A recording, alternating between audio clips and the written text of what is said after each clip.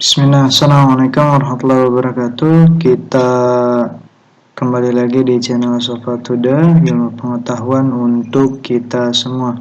Kali ini kita akan berbicara tentang total quality management ya, dimana ini merupakan salah satu konsep yang bisa juga gitu ya diimplementasikan ke lembaga pendidikan. Kita nanti akan membahas satu persatu ya, total dan quality lalu manajemen ya. Dari katanya saja kita sudah mengerti bahwa total itu mengerahkan semua potensi gitu ya, mengerahkan semua potensi yang ada ya.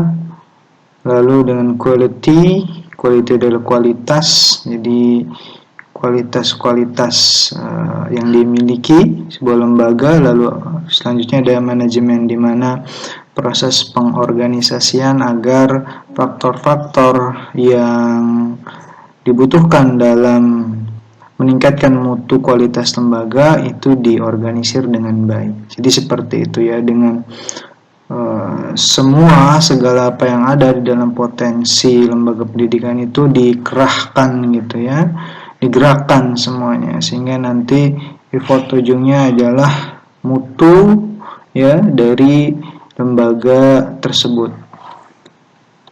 Oke. Nah, kita berbicara TQM tadi ya sudah. Nah, ini gambarnya. Nah, ini ya. Nah, secara pengertian konsep ya, TQM adalah proses yang berorientasi pada konsumen dan bertujuan untuk meningkatkan operasi bisnis secara berkelanjutan.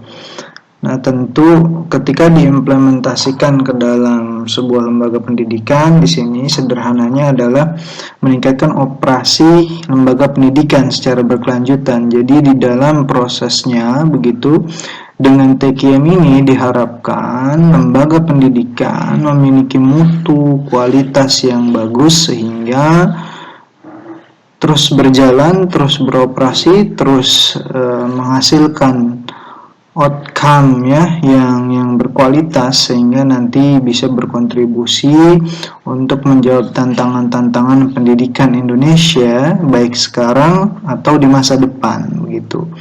Jadi konsepnya seperti itu, karena kita akan berbicara TQM yang diimplementasikan ke dalam lembaga pendidikan begitu ya. Lanjut ya.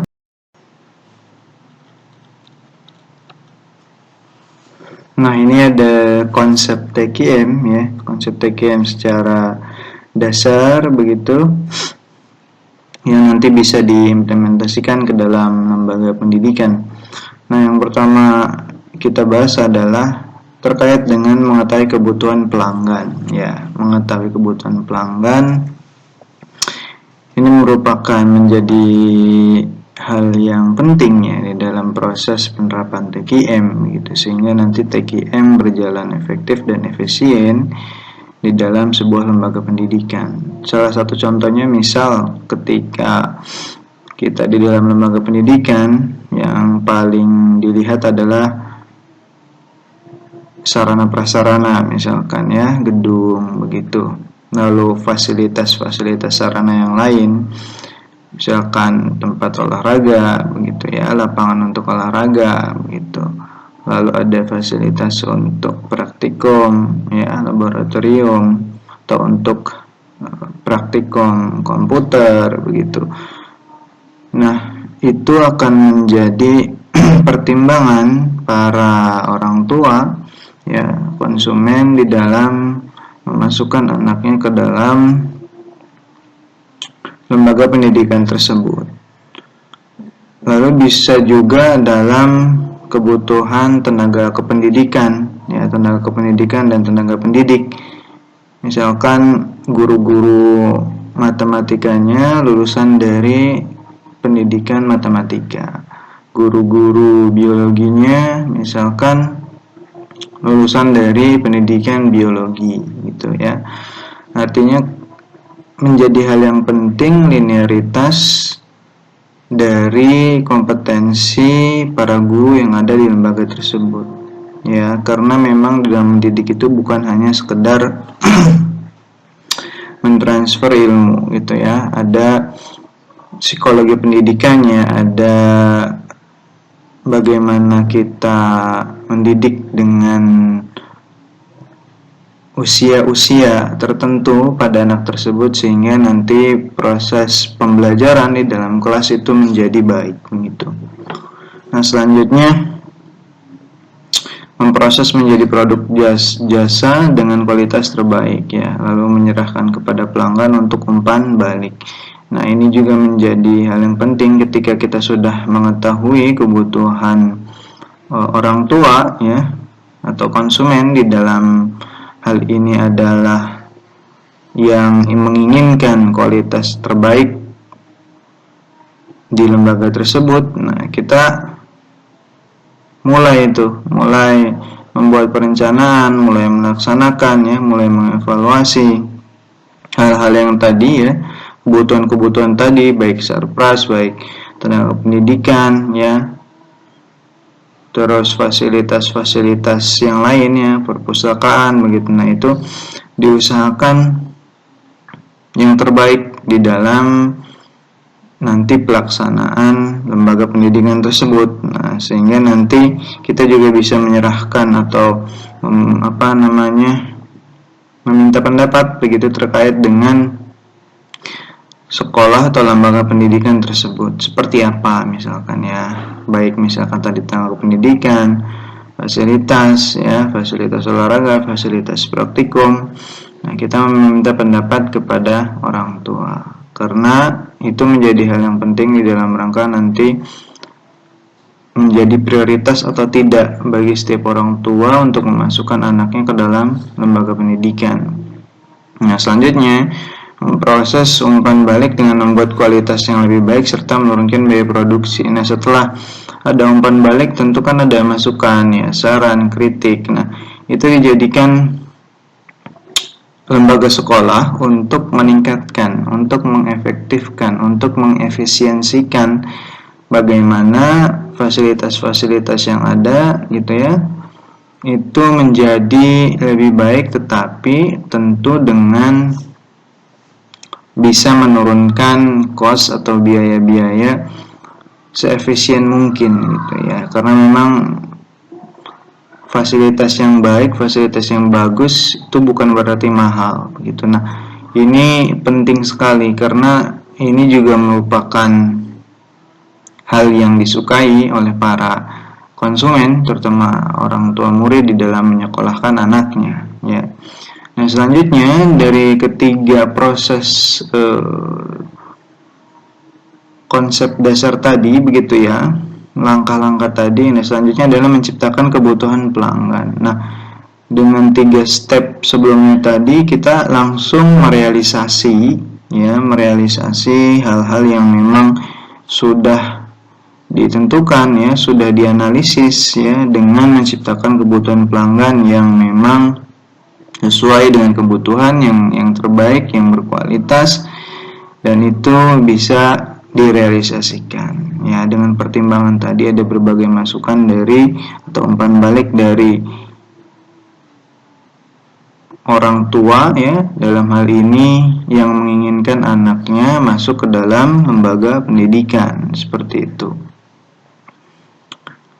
Nah, itu nanti ujung effortnya adalah kita mengetahui kebutuhan pelanggan atau masyarakat ya, atau konsumen begitu.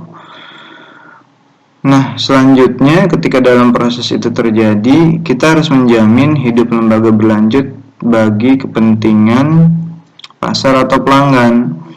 Nah, bagaimana kita bisa menjamin proses ya pembelajaran, proses KBM itu berjalan dengan baik gitu ya, efektif dan efisien, sehingga nanti effort ujungnya adalah dapat meningkatkan gitu ya, dapat meningkatkan tujuan pendidikan begitu, yang menunjukkan tujuan pendidikan Indonesia ya secara nasional. Ya, tentu harus ada sinergi dari yang tadi kita sebutkan terkait dengan misalkan fasilitas ya, gedung misalkan ada masjid atau musola, ada lapangan, ada aula begitu ya, ada ruangan kelas gitu, ada ruangan praktikum yang itu memang merupakan utama atau hal-hal utama yang ada di dalam sebuah lembaga pendidikan, tidak terlepas dari tadi tenaga kependidikan dan tenaga pendidik yang kompeten ya, sehingga mesin-mesin tadi atau sarana-sarana prasarana tadi itu yang dapat menjamin lembaga tersebut baik dan bisa berjalan gitu ya, terus menerus gitu ya, continue gitu ya. Nah, selanjutnya adalah meningkatkan produktivitas dan penjualan. Meningkatkan produktivitas dan penjualan di sini berarti ketika diimplementasikan ke dalam lembaga pendidikan, tentu ya para guru, para sarana gitu ya. Misalnya contoh guru itu perlu di-upgrade ya, perlu ditingkatkan kualitasnya. Nah, itu adalah meningkatkan, nanti ujungnya adalah peningkatan produktivitas kerja atau kinerja ya, kinerja dari guru tersebut begitu. Dengan keilmuan yang ditambah, dengan keilmuan yang ditingkatkan, maka kerja-kerja yang tadinya kurang efektif ya itu menjadi lebih efektif ya. Begitupun dengan misalkan tadi fasilitas-fasilitas, sarana-sarana, ruangan kelas, ruang laboratorium, ruang praktik misalkan, jaringan ya, dan yang lainnya itu kan semakin lama semakin berkurang ya, makin berkurang daya keterpakaiannya, maka itu harus di-upgrade menjadi lebih baik sehingga tetap terus terjaga dan bisa digunakan. Nah, itu dalam rangka meningkatkan seperti itu ya. Atau misalkan penambahan gedung atau sarana-sarana atau fasilitas yang ada di sekolah gitu ya. Jadi misalkan kalau tadinya fasilitas untuk misalkan perpustakaannya masih manual begitu ya, itu bisa misalkan dibuat digitalisasi atau menggunakan sistem online begitu, sehingga terus linearitasnya dengan kemajuan zaman itu tersambung gitu ya, tidak tertinggal. Itu juga penting sekali. Nah, nanti dengan kita mengetahui kebutuhan pelanggan atau masyarakat atau konsumen ya, dengan tadi proses peningkatan produktivitas ya, itu akan lembaga tersebut ketika menerapkan konsep dasar TKM ini akan mendapatkan keuntungan. Tentu keuntungannya bukan hanya dilihat dari sisi finansial, tetapi lebih ke arah bagaimana nanti lembaga pendidikan tersebut menjadi prioritas utama di dalam rangka pemilihan sekolah. Jadi para peserta atau konsumen atau orang tua yang ingin memasukkan anaknya ke lembaga pendidikan dengan melihat itu semua begitu ya, proses-proses implementasi TKM yang berjalan dengan baik begitu ya, tadi baik dari misalnya fasilitas, terus tenaga kependidikan, lalu lingkungan yang nyaman begitu ya, sehingga lembaga kita menjadi prioritas pilihan pertama di dalam nanti memasukkan anaknya ke lembaga pendidikan. Lalu misalkan keuntungan yang lainnya begitu ya, dengan seperti itu maka otomatis peringkat sekolah begitu ya, dengan mengefektifkan, dengan mengefisiensikan semua yang ada di lembaga sekolah tersebut, itu akan menjadi lembaga pendidikan yang berkualitas gitu ya.